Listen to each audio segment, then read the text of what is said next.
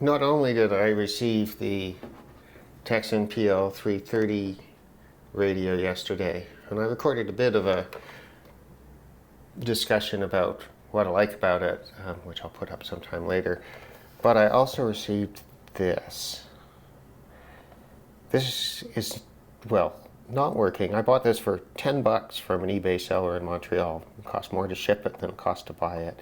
This is a made in Canada GE 14 transistors. This has got to be mid to late 60s lunchbox style radio.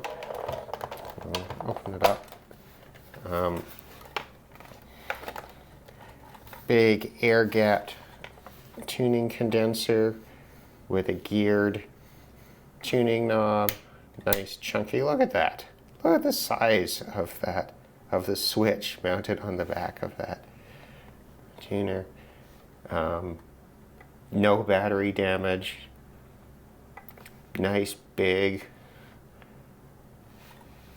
And let's see. I'll have to pull this up a little bit. Made in Canada, right there. The speaker says Japan. The board's interesting because it's built on all these little subboard assemblies. I do wonder if that's a way around the Made in Canada restrictions, that they assembled those in the States and then, or in Japan, and then assembled the radio here in Canada. Who knows? Anyway, this is tuning. It's very quiet. If you put batteries in, turn the volume up all the way, you can hear that it's tuning in stations just fine. Oh, the antenna's perfect, by the way, as well. But I'm really looking forward to fixing this one up. This is going to be a bit involved, and I want to do it properly. I've not been able to, just tilt that up so you can see the beauty of the whole thing. I've not been able to find a schematic for it, being the Canadian model. That's not probably that uncommon, but I'm really happy with this thing. Look at that.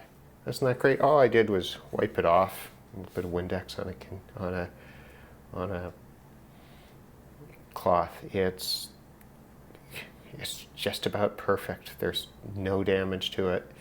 I suspect that it's just going to be a question of replacing a couple of capacitors and this thing is going to work. So I'm going to leave it aside, but I just thought I'd make a quick video because this is just such a beautiful radio.